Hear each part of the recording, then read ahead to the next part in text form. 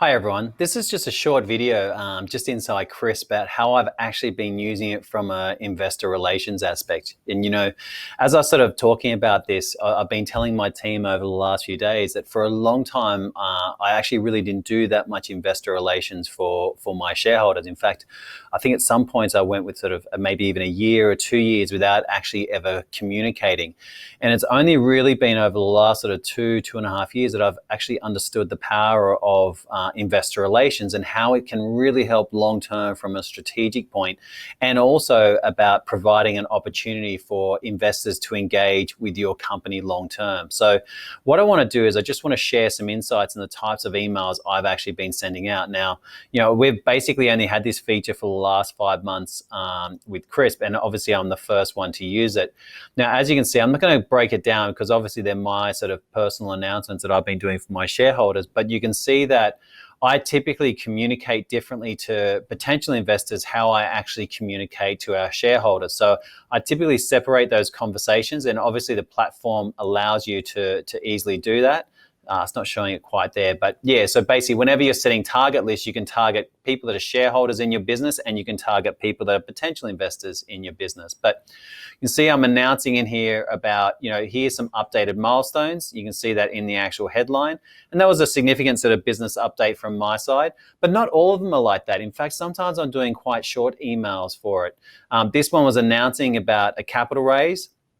In this one, I was announcing about a deal between us and Singaporean VC Hatcher Plus.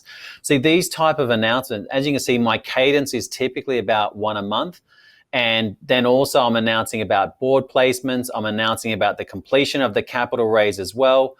And funny enough, that also raised more money on behalf of it. But I think the important thing that for me in my own psychology is I've got in my own head now that there's a value to every single email that I send out to either potential investors or my current investors.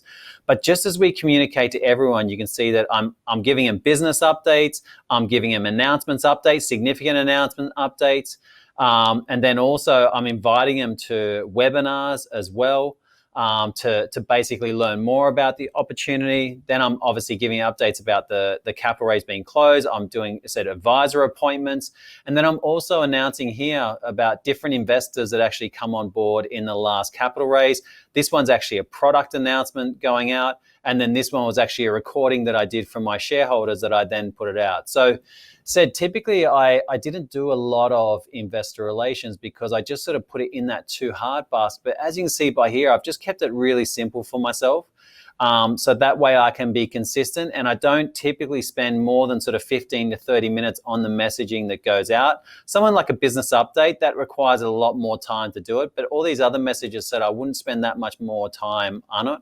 And I typically use Grammarly for the drafting of my emails, and then I sort of paste it into here as well. So that's just a short update on how I can use it, and you can see that how effective it is for my communications to potential investors, right? So as I said, I focus on this a lot more, right? But as I said, I don't have to spend that much time. It's just about diligence and consistency of communication. So I hope that's helpful for how you can use the investor relations platform for WI.